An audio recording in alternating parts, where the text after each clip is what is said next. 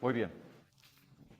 Y ahora, y para decir los que se conecten por Zoom, no se olviden pasarme las tareas. Algunos ya hicieron, pero no sé si todos ya hicieron. Pero eso. Ya, vamos a leer 2 de Corintios, por favor, capítulo 5, y en el versículo 17 dice, ustedes deben saber de memoria este versículo, creo. Versículo 17 dice, de modo que si alguno está en Cristo, nueva criatura es. Las cosas pasaron y ahora. Perfecto, perfecto. ¿Quién escribió estas palabras? Pablo, sí sabía, ¿no?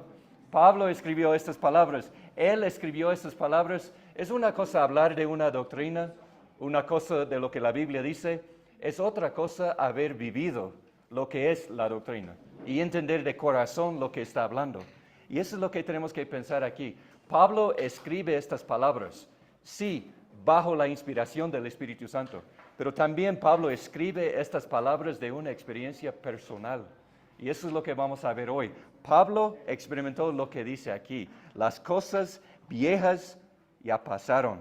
Ahora han sido hechas nuevas. Es una nueva criatura. Cuando Dios entra, Dios cambia todo.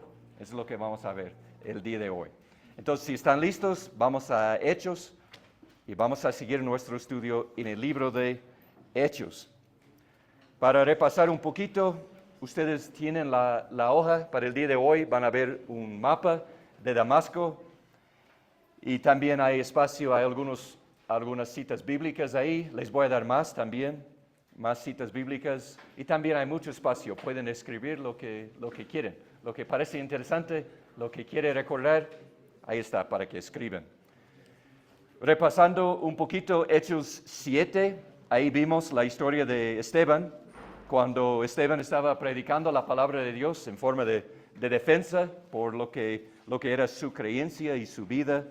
Y sabemos que Saulo estuvo ahí, porque cuando se enojaron las personas empezaron a apedrearlo y dice que los testigos pusieron sus mantos a los pies de un joven llamado Saulo. Saulo, joven, a ver, en mi país joven es hasta los 18 años nomás. Aquí jóvenes hasta casarse, creo, ¿no? Más o menos. Yo he aprendido en las iglesias, tienen clases de jóvenes, y ahí veo hombres con barbas y hombres así que obviamente no tienen 18 años, ¿ya? Y mi hijo 17 tiene barba. Pero aquí es diferente, ¿no? Igual en los tiempos de la Biblia, ¿no? Estamos hablando de un joven de probablemente 35 años, por ahí. Un joven llamado Saulo, dice, Saulo. Entonces ahí es la primera vez que vemos el nombre Saulo en la Biblia y no es algo bueno, no es una buena situación. Saulo está obviamente matando a Esteban y los otros están matando, pero Saulo está ahí presente, dando su voto, está de acuerdo. Y si saltamos al capítulo 8, dice, y Saulo, versículo 1, y Saulo, ahí está otra vez, estaba de completo acuerdo con ellos en su muerte. Y si seguimos leyendo, dice, en aquel día se desató una gran persecución en contra de la iglesia en Jerusalén. Y todos fueron esparcidos por las regiones de Judea y Samaria, excepto los apóstoles. Entonces así dice el versículo 1.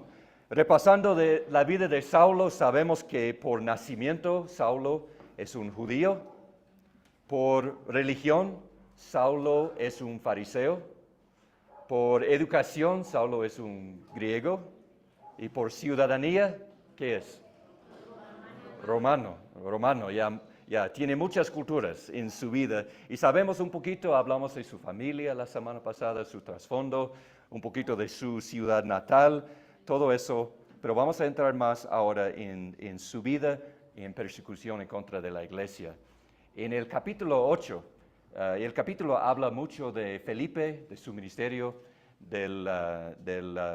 ¿cómo se llama? El etíope, ¿no? El etíope, ya. Habla mucho del etíope y esta historia. Pero tenemos que recordar, en capítulo 8, Saulo está ahí, activo, haciendo mucho, pero no se habla mucho de Saulo, porque habla más de Felipe, lo que está haciendo Felipe.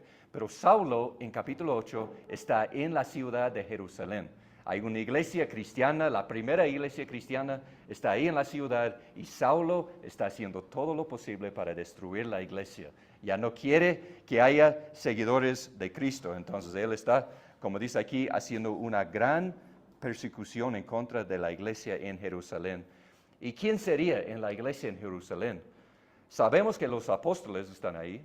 Sabemos que hay más seguidores. Hay algunas historias en los evangelios de más seguidores, más que los 11, los 12 discípulos.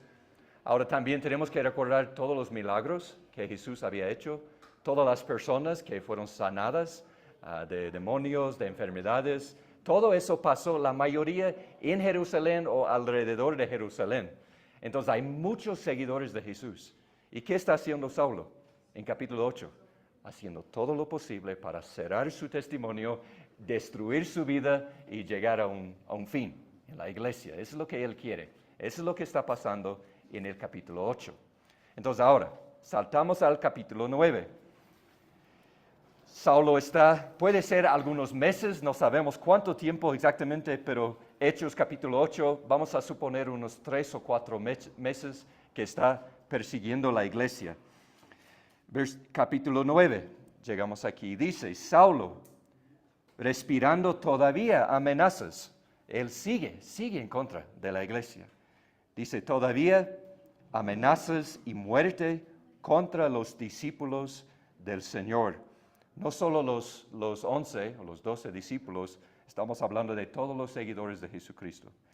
Contra los discípulos del Señor, fue al sumo sacerdote y le pidió cartas para las sinagogas de Damasco, para que si encontraba algunos que pertenecieran al camino, tanto hombres como mujeres, los pudiera llevar atados a Jerusalén. Entonces ahora, eso nos da un poquito de la idea de qué vamos a hablar hoy, de qué nos toca. Saulo está en Jerusalén y Saulo, con toda su educación, Saulo está totalmente ciego espiritualmente. Porque en su mente, tenemos que recordar su mente, él es fariseo, él es judío, él sabe muy bien las historias del Antiguo Testamento, él sabe las historias de su pueblo que sale de la creencia en el Dios verdadero y empiezan a buscar dioses ajenos de otras religiones, empiezan a seguir, y Saulo recuerda todos los castigos que ellos sufrieron, todos los problemas que ellos experimentaron. Entonces Saulo piensa que él está de acuerdo con la voluntad de Dios. Saulo de verdad está pensando que está haciendo exactamente lo que Dios quiere. Entonces no sé si ustedes han pasado por algo así, es como que yo sé que Dios quiere eso, pero llega y pasa algunas cosas y nos damos cuenta, yo estaba totalmente equivocado. Yo pensando que sé la voluntad de Dios, pero Dios está pensando otra cosa. Eso es lo que está pasando con Saulo, totalmente ciego espiritualmente. El cristianismo es una amenaza, Jesús está muerto, según él, lo que piensa, y solo tiene que eliminar la iglesia.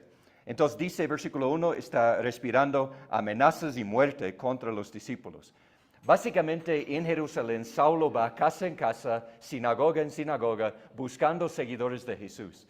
Y dice, si cree en Jesús, vamos a llevarle al sumo sacerdote y ustedes van a dar una defensa de su creencia. Y la meta sería que la persona maldiga a Jesús y diga, ya no creo lo que creía antes y ahora voy a seguir en el judaísmo. Eso sería la meta. Entonces, persona tras persona tras persona, no sabemos cuántas personas tal vez pasaron por tribunales contando su experiencia, su conocimiento de Jesús. Y muchos se mantuvieron firmes en su fe. Es muy probable que Saulo estuvo presente en esos tribunales, escuchando los testimonios, probablemente escuchando de las personas de Jerusalén que fueron sanadas, ¿ya?, de sus enfermedades, de los demonios, de todo eso. Probablemente personas ahí contando las parábolas de Jesús que habían escuchado. Entonces, si puede imaginar, Saulo, no sabemos cuántas personas, pero escuchando historia tras historia de estas personas acerca de Jesús. Y Saulo está ahí pensando, Jesús está muerto. ¿Por qué estamos aquí? ¿Qué es su problema? ¿Qué están pensando? Y una frustración bien grande para Saulo y para los judíos en este momento sería, si nosotros queremos eliminar el cristianismo, sería simplemente, vamos a la tumba, vamos a abrir la tumba y ahí está el cuerpo. Eso sería la solución. Pero no podían hacer eso. Es el problema hasta el día de hoy con todos los ateos, con todos los que rechazan al cristianismo. Vamos a la tumba y es vacía. Está vacía, Cristo no está ahí. Ese es el problema. Entonces Saulo dice, nosotros no podemos indicarles el cuerpo. Los romanos tampoco tienen una manera de explicar. La única explicación que tenemos es que Jesús ha resucitado de entre los muertos. Y Saulo no puede creer eso. Imposible, imposible. La única opción es matar o silenciar a todos los cristianos. Eso es lo que él quiere. Entonces, esa es la meta que tiene. Entonces, aquí vemos, versículo 1, Saulo, respirando todavía amenazas y muerte contra los discípulos del Señor, fue al sumo sacerdote. A ver, ¿alguien sabe, puede darnos una idea sencilla? ¿Qué es el sumo sacerdote? ¿A qué se refiere? Muy bien, máxima autoridad de la... Ya, ahí en el templo, ¿sí? En el templo, muy bien. Muy bien. ¿Y quién fue el sumo sacerdote? ¿Alguien sabe? ¿Quién fue? Anás y Caifás, muy bien. ¿Eso sabe de memoria? Un aplauso, ¿no? Un aplauso. ¿Cuántos sabíamos de memoria Anás y Caifás? A ver. Uno era sumo sacerdote, el otro era sumo sacerdote anterior y era el suegro, ¿no? A ver, ¿quién era el suegro? ¿Recuerdan? Anás, muy bien. ¿Y Caifás? Yerno, muy bien. Entonces, ¿quién era el sumo sacerdote en los días cuando Jesús murió en la cruz? Caifás, muy bien, Caifás. Anás estaba ahí involucrado, sí, todo, pero el sumo sacerdote verdadero era Caifás. Entonces, por lo que sabemos, cuando dice aquí en Hechos 9:1, es el mismo sumo sacerdote, es el mismo.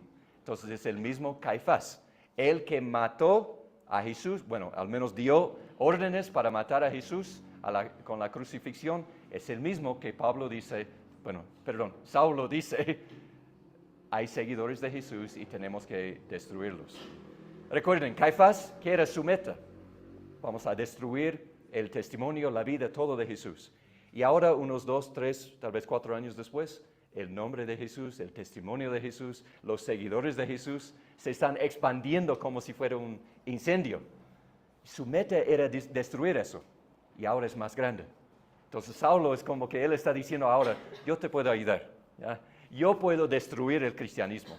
Lo que está yendo en otra dirección, yo voy a ir a cualquier ciudad y yo voy a terminar con lo que es el cristianismo. Y decide ir a Damasco, en primer lugar. Dice, fue al sumo sacerdote y le pidió cartas, como está pidiendo autoridad de parte del templo del sumo sacerdote para que vaya a las sinagogas de Damasco. ¿Qué es una sinagoga? ¿Alguien sabe?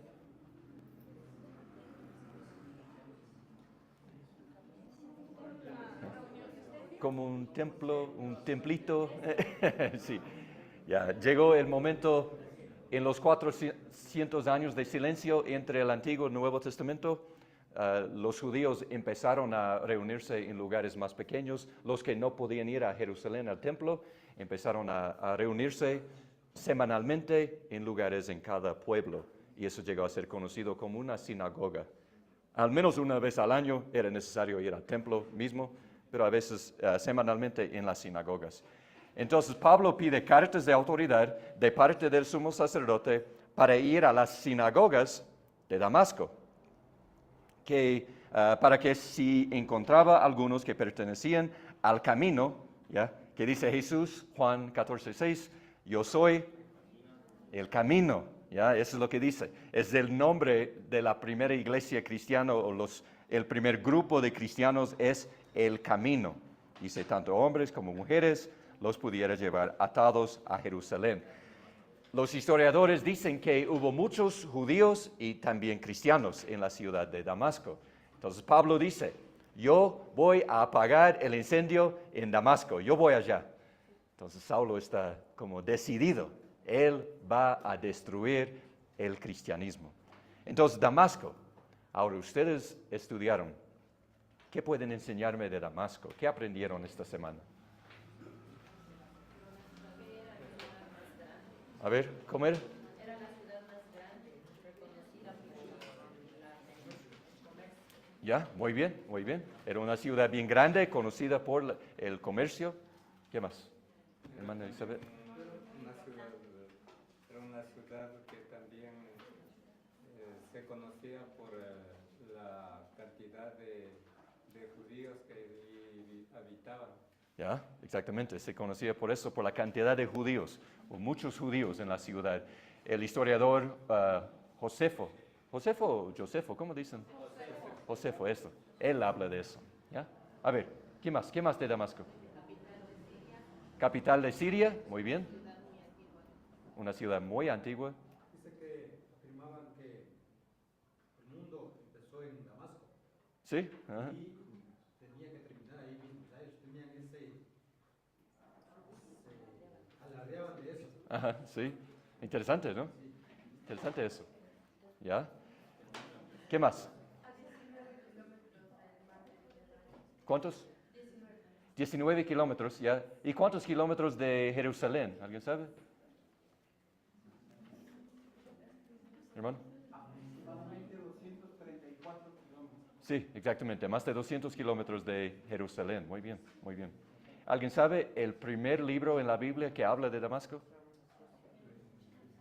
No es Hechos, ¿no? Génesis, ahí está. Génesis, está en Génesis, ¿sabía? Es una de las ciudades más antiguas en todo el mundo. Ya está en Génesis 14, Abraham con, ¿cómo se llama? El rey que luchó en Génesis 14. No recuerdo su nombre. Es un nombre así, bien largo, ¿no? Bueno, sí, ahí está, ciudad de Damasco. ¿Y la calle? Ya, también esta calle existe hasta el día de hoy. Es una de las calles más antiguas en el mundo también. Ya, muy interesante la ciudad de Damasco. Entonces, ahí va. En camino a Damasco, 200 kilómetros en un carro, ¿cuánto sería? Unas horas nomás, ¿no? Unas 3 o 4 horas, algo así. Pero a pie, estamos hablando de una semana. Entonces, el camino de Jerusalén a Damasco para Pablo, para Saulo, sus compañeros, hubiera sido una semana. Y ahora vamos a ver qué pasa en el camino. Versículo 3 dice, y mientras viajaba, al acercarse a Damasco, de repente resplandeció a su alrededor una luz del cielo. Entonces dice aquí, interesante, al acercarse a Damasco, si demora 7 días en llegar a Damasco, eso probablemente es el día número 7.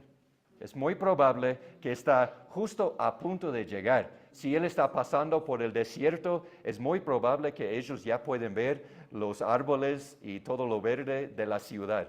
Es muy probable que están a este punto, están a punto de llegar a la ciudad. Entonces Pablo, como digo, él está decidido, puede ser que esté animado también, es como ansioso por llegar a la ciudad, porque por fin puede terminar con el cristianismo. La Biblia dice aquí que de repente resplandeció a su alrededor una luz del cielo. Hay un versículo interesante en la Biblia, 2 Corintios 4, 6. Tal vez un voluntario nos puede dar leyendo. 2 Corintios 4, 6, por favor. Segunda de Corintios 4, 6 dice, porque Dios que mandó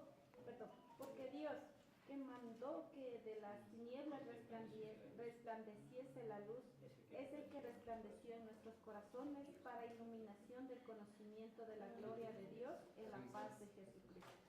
Muy bien, muchas gracias. Entonces ahí habla Pablo, ahí hablando años después, habla de la luz del Evangelio de Cristo, del rostro de Cristo que está resplandeciendo en nuestros corazones. Y sabemos que eso es lo que pasó con Pablo en el camino a Damasco. Años después se escribe acerca de eso, pero ahora estamos viendo la historia misma aquí en Hechos 9. Entonces vamos a seguir leyendo. Un voluntario puede darnos leyendo versículo 4, por favor. Amén. Y cayendo en tierra, oyó una voz que le decía, Saulo, Saulo, ¿por qué me persigues? Muy bien. Ya, muy bien. Ahí sí puede seguir. ¿Sí hay más? Ahí está, 4 nomás. Ya, 4 nomás. Entonces dice, al caer a tierra oyó una voz. Entonces dice que él estaba probablemente montado en un caballo, cae al piso por la luz. Entonces no estamos hablando del sol, no es un relámpago, no es nada de eso. No hay una explicación de la naturaleza por lo que está pasando aquí. Es un milagro. Jesús mismo va a estar aquí. Dice, oyó una voz que le decía, Saulo, Saulo, ¿por qué me persigues? ¿No? Una buena pregunta aquí, ¿no? ¿Por qué me persigues? Entonces dice versículo 5. A ver, 5 y 6. ¿Un voluntario puede leer? Versículos 5 y 6. Él dijo, ¿quién eres, Señor? Y le dijo, yo soy Jesús, a quien tú persigues. Dura cosa te es dar cosas contra el aguijón. 6. Él, temblando y temeroso, dijo, Señor, ¿qué quieres que yo haga? Y el Señor le dijo, levántate y entra a la ciudad, y se te dirá lo que debes hacer.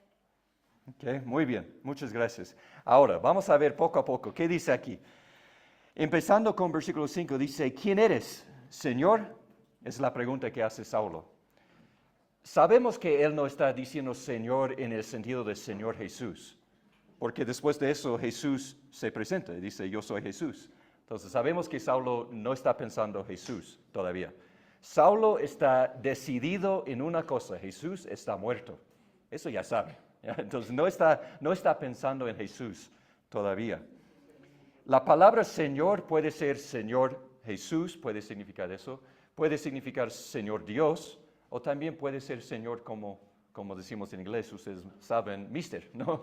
Es una persona, un Señor, es un término para reconocer que es una persona importante.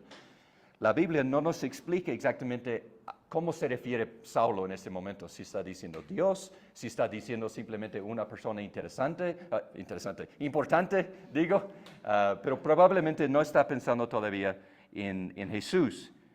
Pero dice, Saulo, Saulo, ¿por qué me persigues? ¿Quién eres, Señor? Preguntó Saulo. El Señor respondió, yo soy Jesús, a quien tú persigues. Esta palabra tú debe llamarnos la atención aquí. Saulo está en camino de matar los seguidores de Jesús, las ovejas de Jesús. Está en camino para matar y destruirlos.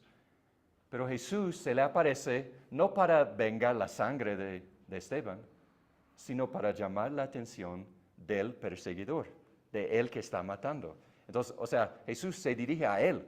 Jesús no llegó a este lugar para conversar con los que estaban acompañándole. Era Saulo mismo.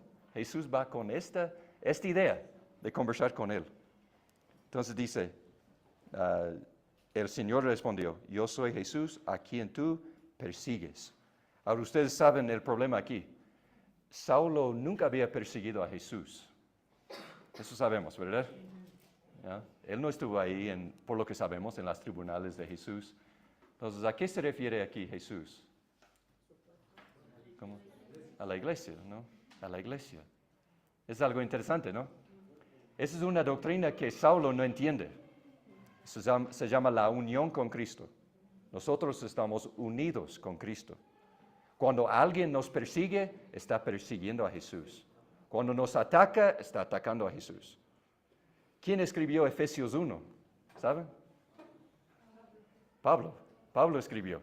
Y aquí en Hechos 9, Pablo no entiende nada de esto, de la unión con Cristo. Pero Pablo, cuando él escribió Efesios 1, les animo cuando tengan tiempo, subrayar cada vez que dice en Cristo.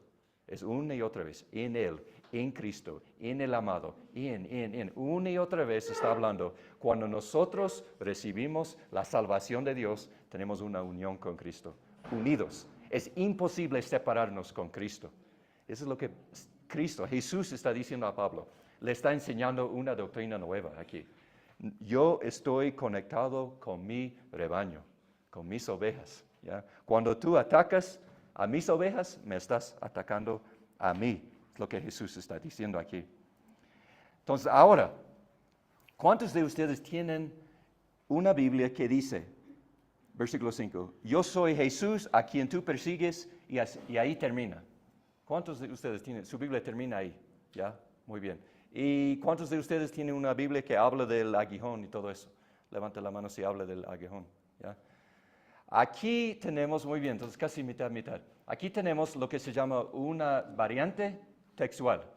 O sea, tenemos miles y miles y miles de manuscritos del Nuevo Testamento, más de 5,000. Algunos, vamos a decir, todos los manuscritos que tenemos del Nuevo Testamento en griego se divide principalmente en dos grupos, ¿ya? Hay otros grupos más pequeños, pero principalmente hay dos grupos, ¿ya? 95% del contenido es 100% igual entre los dos grupos de manuscritos que tenemos de la Biblia. 95%, 100% igual. De los 5% que queda, 4% de las diferencias, variantes, son cosas como, por ejemplo, en un manuscrito dice una palabra plural, otro manuscrito es una palabra singular. O, por ejemplo, se escribe el nombre de Juan de 2 o 3 maneras diferentes. Hay diferencias así pequeñas que no tienen nada que ver con la enseñanza de la Biblia ni el contenido de la Biblia, ¿ya? 1% del contenido del Nuevo Testamento se encuentra, ¿no?, diferencias, vamos a decir grandes, entre, ¿ya?, estos manuscritos y estos manuscritos. Son diferencias que son grandes. No cambian la enseñanza de la Biblia, no cambian ninguna doctrina, ¿ya? Pero a veces por ejemplo aquí, vamos a encontrar un versículo que es muy diferente en mi Biblia que la Biblia de otra persona. Yo voy a decir, ¿dónde está la otra mitad de mi versículo? Y eso vamos a quedar tal vez confundidos. Solo quiero que entiendan que 1% del Nuevo Testamento hay versículos así. La Reina Valera, por ejemplo, va a tener todo el versículo. Las versiones más nuevas van a tener la mitad. ¿Por qué? Porque se cree hoy en día que muy probablemente esta parte del aguijón no era parte del original. No era parte. Es lo que se cree. Pero no todos creen eso. Hay opiniones muy diferentes. Solo quería que ustedes entiendan, que vean esa parte. Piensen, por favor, vamos a imaginarnos que es verdad, que debe estar ahí. Entonces, a ver, Tatiana, tú tienes, ¿verdad? Todo el versículo. Ahora, ¿puedes leer de nuevo el versículo? Escuchemos bien, ¿ya? Dice, él dijo, ¿quién eres, Señor? Y le dijo, yo soy Jesús, a quien tú persigues. Dura cosa te es dar cosas contra el aguijón. Dura cosa te es dar cosas contra el aguijón. ¿Qué significa eso? Buena pregunta. ¿Qué significa eso? ¿Qué está diciendo Jesús?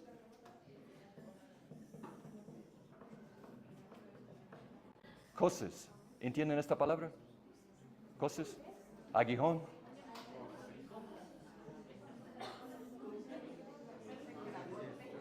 Golpe. ¿Ya? Sí, algo así. ¿Ya? ¿Sí? ¿Cuántos tienen ganados? ¿Tienen ganado? ¿Nadie? ¿Gallinas? ¿Al menos? ¿Gallinas? Bueno, la idea es ganados que están en yugo, ¿ya?, cuando están arando, y cuando decide parar, ¿ya?, el conductor, ¿ya?, le da un ánimo, ¿ya?, para que sigan, ¿ya? Esa es la idea. Dura cosa es, o sea, esto duele, ¿no?, en la parte de atrás, ¿no? Esto duele para la vaca, para el ganado. La idea que Jesús está diciendo a Pablo es que, Pablo, te estoy animando, te estoy convenciendo de la verdad, pero tú, en vez de obedecerme, tú simplemente quieres parar, no quieres obedecerme. ¿Qué significa eso? Si este versículo, si de verdad debe estar en la Biblia, si esa parte del versículo nos enseña que cuando Jesús habla aquí con Saulo en capítulo 9, no es la primera vez que Dios le está llamando a Saulo. No es la primera vez. La idea es que algunas veces Dios le está animando. Y puede ser que Saulo simplemente está rechazando. O puede ser simplemente que Saulo está escuchando, pero dice, todo eso es mentira, no quiero saber nada. La idea es que no hace caso. No ha hecho caso a lo que Dios está diciendo. Y dice, es como que Pablo, ¿y cómo te va eso? Eso no sale bien, ¿no? Tienes que escucharme, básicamente es lo que estamos hablando. Sí, hermano. Dice el significado. Ah, bueno, Dice que es una sacudida violenta que hacen las bestias con alguna de las patas. eso, bueno, sí. Sí, esa es la idea, ¿ya? Entonces, puede ser. Les doy un ejemplo de la Biblia. Vamos a ver, no sabemos exactamente todo, pero les voy a dar un ejemplo. Hechos 7,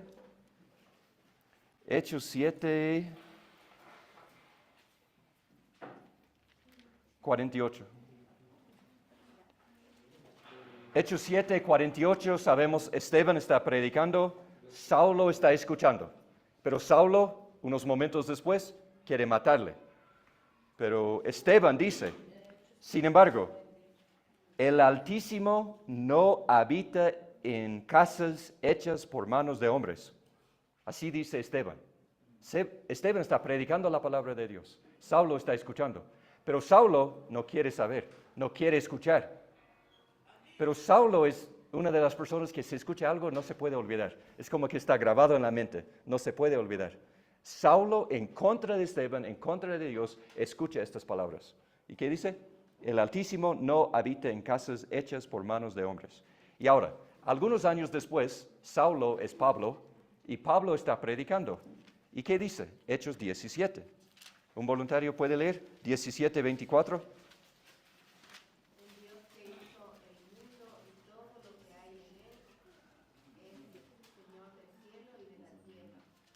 No vive en templos construidos por hombres, ni se deja servir por manos humanas, como necesitara de algo. Por el contrario, Él es quien da a todos la vida, el aliento y todas las cosas. Muy bien, muchas gracias.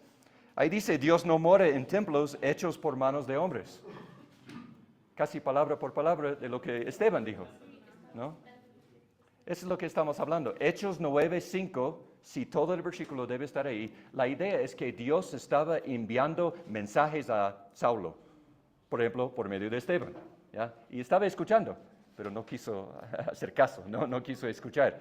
Pero algo quedó grabado. ¿Cuántos de ustedes tienen familiares no cristianos? Quiero animarles con una cosa aquí. No dejen de darles la palabra de Dios.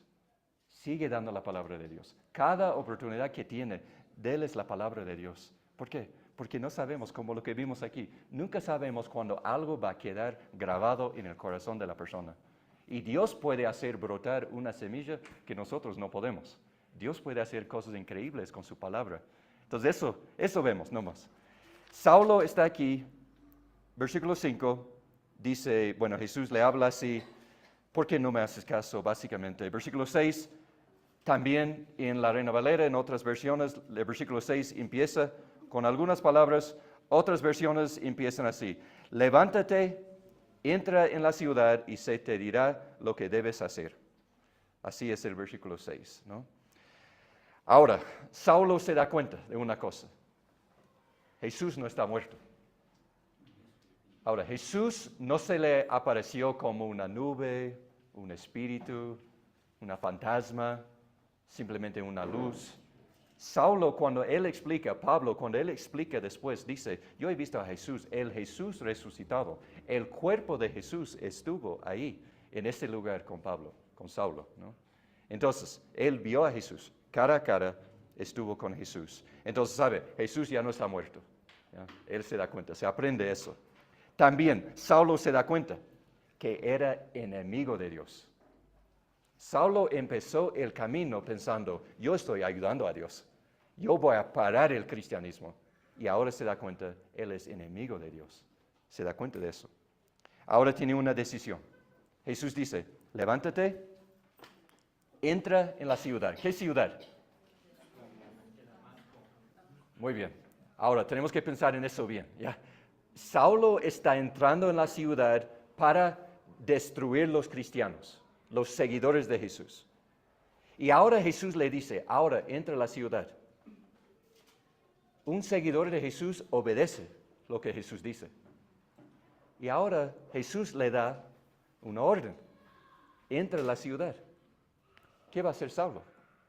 ¿Va a entrar a la ciudad para destruir los cristianos o él va a entrar a la ciudad como cristiano?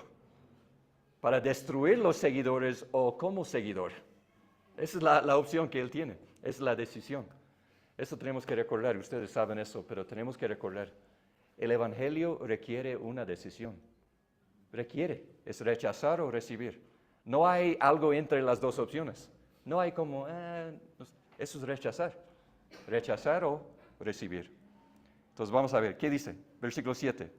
Los hombres que iban con él se detuvieron atónitos, oyendo la voz, pero sin ver a nadie. Saulo se levantó del suelo, y aunque sus ojos estaban abiertos, no veía nada. Y llevándolo por la mano, lo trajeron a Damasco. Entonces, ¿qué está haciendo Saulo? Está obedeciendo a Jesús. Aquí, está obedeciendo. Estuvo 3 días sin ver, ni comió, no comió ni bebió. Saulo dice, no quiero saber nada de la comida, de la bebida. Él entró en la casa de una persona, dice, no voy a comer la comida que me dan para recibirme, no quiero saber nada, no quiero hablar con nadie. Me doy cuenta de una cosa, yo he visto a Jesús, que estaba muerto y ahora ya no. Dice en Gálatas, maldito el que cuelga en el madero, en la cruz, ¿no? Maldito es. Y Saulo aquí se da cuenta, Jesús sí recibió la maldición en la cruz, sí, pero no era la maldición de Jesús, no era su propia maldición, era la maldición de Saulo. Saulo se dio cuenta, Jesús murió por él. Eso es lo que él se da cuenta en ese momento. Es como que todo su mundo, 35 años de preparación, todo se cambia. Todo cambia. Jesús hace cosas así, ¿verdad? Así es nuestro Jesús. Entonces, Saulo, ahora vamos a ver, es un hombre cambiado. La semana que viene vamos a ver más de su encuentro con Ananías, con la iglesia, y así vamos a seguir. Amén. Bueno, gracias por su tiempo, gracias por su atención. Vamos a orar y así terminamos. Gracias, Señor Dios, por el tiempo que nos has dado y gracias por el ejemplo que vemos en la vida de Saulo. Sabemos que tú eres un Dios maravilloso y grande, tú haces cosas que el mundo no puede entender. Nosotros tampoco podemos entender tus obras. Sabemos que tú eres poderoso. Ayúdanos en este momento a creer que tú eres capaz de cambiarnos y también tú tienes la capacidad de salvar y cambiar la vida de cualquier amigo, de cualquier familiar. Tal vez hemos orado, hemos evangelizado durante años y tal vez estamos pensando que ya no hay esperanza. Ayúdanos a recordar lo que tú hiciste en la vida de Saulo. En el nombre de Jesucristo oramos. Amén. Amén. Bendiciones, mis hermanos.